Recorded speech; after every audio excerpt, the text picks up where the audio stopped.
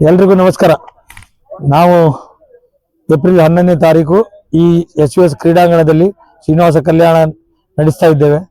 ಆ ಪ್ರಯುಕ್ತ ಆ ದಿನ ಮಧ್ಯಾಹ್ನ 3 ಗಂಟೆಗೆ ಕಟಪಾಡಿ ಬಸ್ ಸ್ಟ್ಯಾಂಡ್ ಅಲ್ಲಿಯ ತಿರುಪತಿಯ ರಥ ಬಂದು ಅಲ್ಲಿಂದ ಈ ಕ್ರೀಡಾಂಗಣಕ್ಕೆ ಸಾಧಾರಣ 5 ಗಂಟೆಗೆ ಮುಟ್ಲಿದೆ.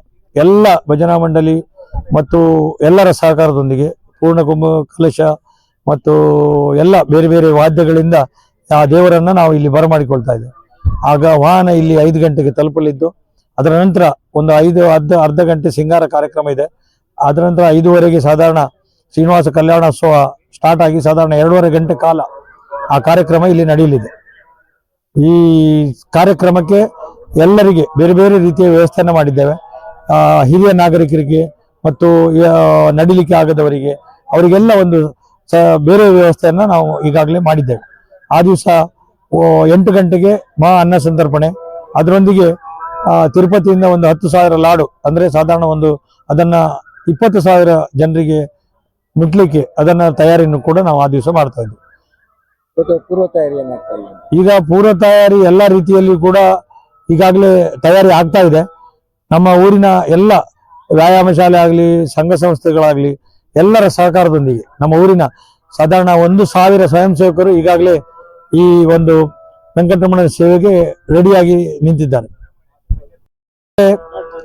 ಒಂದು 8-10 ಕಡೆಯಲ್ಲಿ ಬೇರೆ ಬೇರೆ ಕಡೆಯಲ್ಲಿ ಪಾರ್ಕಿಂಗ್ನ ವ್ಯವಸ್ಥೆ ಮಾಡಿದ್ದು, ಆ ಪಾರ್ಕಿಂಗ್ ಇಂದ ನಮ್ಮ ಕ್ರೀಡಾಂಗಣಕ್ಕೆ ಬರಲಿಕ್ಕೆ ಬಸ್ಸು ಮತ್ತು ರಿಕ್ಷಾದ ಈಗಾಗಲೇ ವ್ಯವಸ್ಥೆಯನ್ನ ಮಾಡಿದ್ದೇವೆ.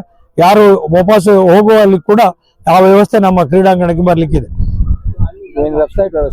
ಈಗಾಗಲೇ ನಾವು ಶ್ರೀನಿವಾಸ ಕಲ್ಯಾಣೋತ್ಸವಕ್ಕೆ ವೆಬ್ಸೈಟ್ ಅನ್ನ ಮಾಡಿದ್ದು, ಅದರಲ್ಲಿ ಯಾರಾದ್ರೂ ಲೊಕೇಶನ್ ಅನ್ನು ಇಟ್ಕೊಂಡು ಬಂದ್ರೆ ಎಲ್ಲೆಲ್ಲಿ ಪಾರ್ಕಿಂಗ್ ಇದ್ದದೆ ಮತ್ತು ಯಾವ ಅದು ಫಿಲ್ ಆಗಿರೋದು ಕೂಡ ಅಲ್ಲಿ ಗೊತ್ತಾಗ್ತದೆ. ನಮ್ಮೂರಲ್ಲಿ ಏಪ್ರಿಲ್ 11ರಂದು ಶ್ರೀನಿವಾಸ ಕಲ್ಯಾಣೋತ್ಸವ ಕಾರ್ಯಕ್ರಮವು ನೆರವೇರಲಿಕ್ಕಿದೆ. ನಮಗೆ ಬಹಳ ಖುಷಿ ಆಗ್ತಾ ಇದೆ. ಈ ಒಂದು ಕಾರ್ಯಕ್ರಮದಲ್ಲಿ ನಾವು ಸ್ವಯಂ ಸೇವಕರಾಗಿ ಸ್ವ ಇಚ್ಛೆಯಿಂದ ನಮ್ಮ ಕಾರ್ಯವನ್ನು ಮಾಡ್ತಾ ಇದ್ದೇವೆ. ಪ್ರಚಾರ ಸಮಿತಿಯಲ್ಲಿ ನಾವೆಲ್ಲರೂ ಇದ್ದೇವೆ. ಹೆಚ್ಚಿನ ಸಂಖ್ಯೆಯಲ್ಲಿ ನಾವು ಪ್ರಚಾರವನ್ನು ಮಾಡಿದ್ದೇವೆ. ಯಾರಿಗೆ ಈ ವಿಷಯ ತಿಳಿದಿಲ್ಲ, ಈ ವೆಬ್ಸೈಟ್ ನ ಮೂಲಕ ನಮ್ಮ ಕಾರ್ಯಕ್ರಮದ ಬಗ್ಗೆ ಡೀಟೇಲ್ಸ್ ಇದೆ. ಎಲ್ಲರೂ ಕೂಡ ಈ ಕಾರ್ಯಕ್ರಮಕ್ಕೆ ಆಗಮಿಸಿ ನಮ್ಮ ಈ ಒಂದು ಕಾರ್ಯಕ್ರಮವನ್ನು ಎಲ್ಲರೂ ಬಂದು ದೇವರ ಪ್ರಸಾದವನ್ನು ಸ್ವೀಕರಿಸಬೇಕು. ಹಾಗೆ ನಮ್ಮ ಪೈಗಳು ಸರ್ ಅವರು ನಡೆಸುವಂತ ಈ ಕಾರ್ಯಕ್ರಮ ಲೋಕ ಕಲ್ಯಾಣಾರ್ಥವಾಗಿ ಶ್ರೀನಿವಾಸ ಕಲ್ಯಾಣೋತ್ಸವ ಕಾರ್ಯಕ್ರಮ ಈ ಒಂದು ಇತಿಹಾಸದಲ್ಲೇ ಹೆಸರು ಗಳಿಸಲಿ ಅಂತ ಹೇಳುತ್ತಾ, ದೇವರನ್ನು ಎಲ್ಲರಿಗೂ ಕೂಡ ಆಶೀರ್ವಾದ ಮಾಡಲಿ ಅಂತ ಈ ಸಂದರ್ಭದಲ್ಲಿ ನಾನು ಕೇಳ್ಕೊಳ್ತಾ, ಎಲ್ಲರೂ ಏಪ್ರಿಲ್ 11ರಂದು ಈ ಕಾರ್ಯಕ್ರಮಕ್ಕೆ ಭಾಗವಹಿಸಿ ಅಂತ ಹೇಳಿ ಇನ್ನೊಮ್ಮೆ ಎಲ್ಲರ ಪರವಾಗಿ ಕೇಳಿಕೊಳ್ತಾ ಇದ್ದೇನೆ.